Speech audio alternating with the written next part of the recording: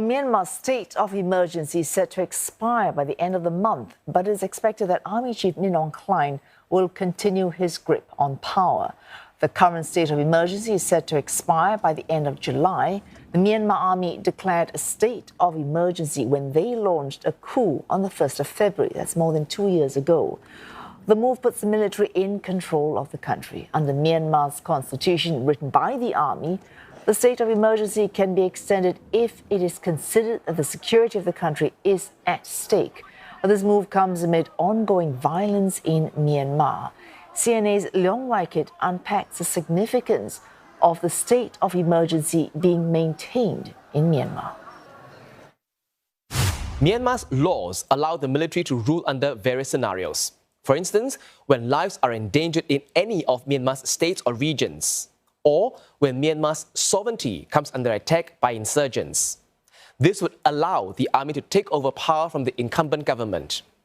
These are provided under the state of emergency laws in the country's constitution imposed by the military in 2008.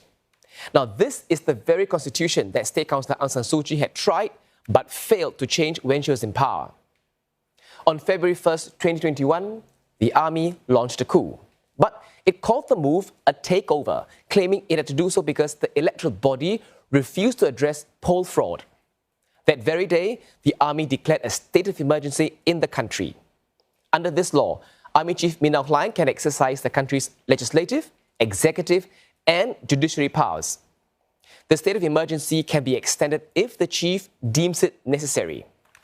Now, the international community would see such a move as Myanmar being placed under martial law since the military has taken control of the country. But here's where the Myanmar army appears to be splitting hairs. Shortly after the coup, the army imposed martial law on several strongholds of anti-coup resistance. Currently, about 50 out of Myanmar's 330 townships are placed under martial law.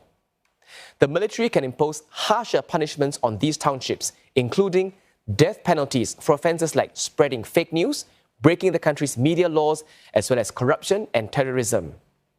Now, this is significant because by distancing itself from the broad definition of martial law, the army can legitimize its actions, such as the coup, and impose harsher penalties based on Myanmar's laws.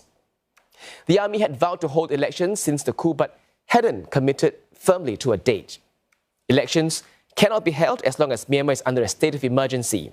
Therefore, if the army extends the state of emergency, it could use this as a legitimate reason to hold off elections and thus hold on to power.